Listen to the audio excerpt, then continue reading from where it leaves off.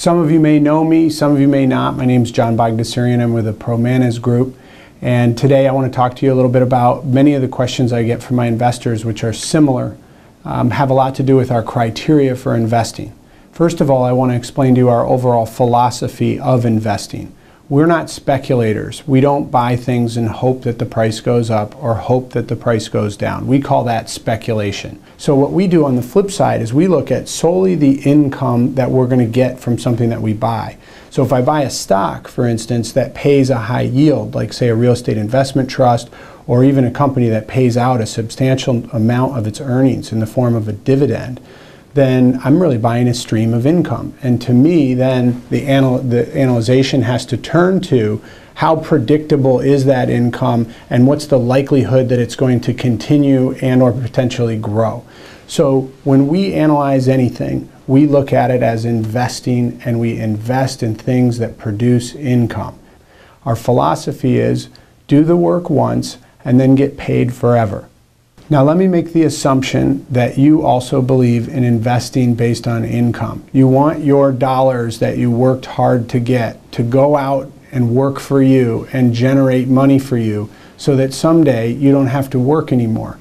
Your money out there working for you generates more income than you can earn on your own. That's the goal. That's always the goal for us. How do we get our passive income from our investments to exceed our monthly cost of living or annual cost of living, if you want to look at it annually? We focus primarily on real estate because real estate happens to generate the most income for the dollars invested.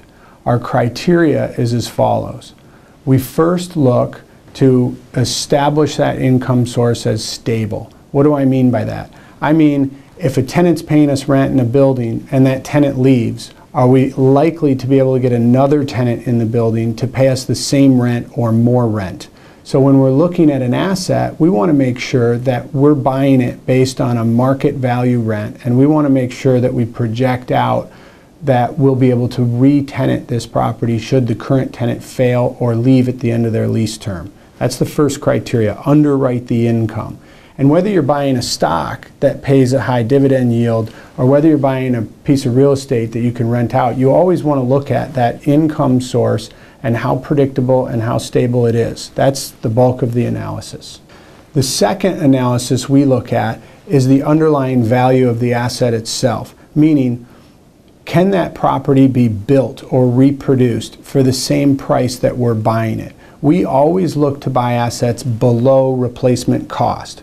So if we buy a 200,000 square foot building, an industrial or warehouse building, and we're paying $40 a square foot for the building, or $8 million, for example, if someone wanted to duplicate that asset and build it right next door, how much would they have to pay?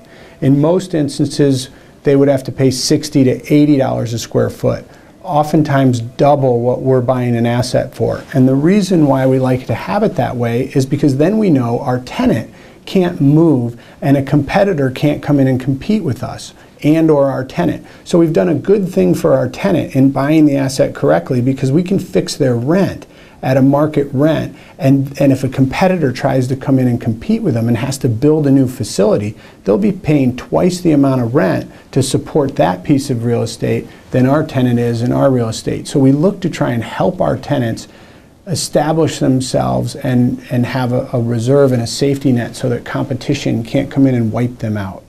Another important aspect of a transaction that we look at, and a lot of people ask us this question as well, is what types of asset classes are important to us. And we're not really an asset buyer. For instance, by asset class, what I mean is, do we buy retail properties? Do we buy office properties? Do we buy industrial properties? Do we buy apartment complexes? Those are various asset classes, and the answer is yes. We'll buy any of them.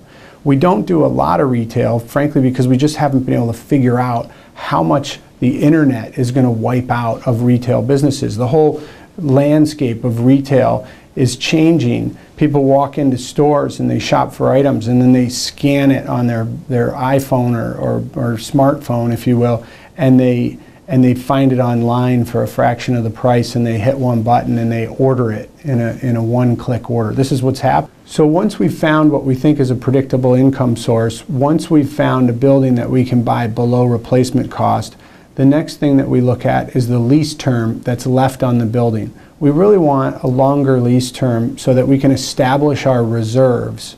What are reserves? Well, this is another important point. When you buy something with a predictable income source, you still want to be conservative, and you want to make sure that you're not paying out all that income or using all that income. You want to leave some of that income on the table so that when the building does become vacant or potentially needs some repairs, you have a kitty built up that you can use to stabilize that property and get it re-tenanted. I like to say that real estate usually experiences, if it runs into problems, it usually experiences what we call temporary setbacks. So we like to have reserve built, and if we have a longer lease up front and we have a good tenant, that gives us more time to build our excess cash flow in order to protect that asset.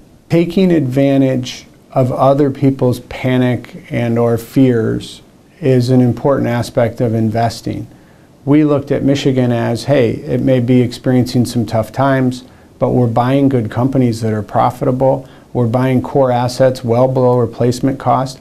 And frankly, we don't see everybody leaving Michigan. Obviously, there's no guarantees when investing in anything. But our approach to investing and taking it backed by stable income, we feel is far more predictable and far more steady than any other type of approach to investing.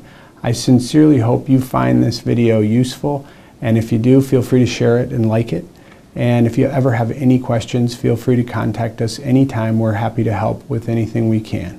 I appreciate you tuning in today. Thanks a lot. Have a great day.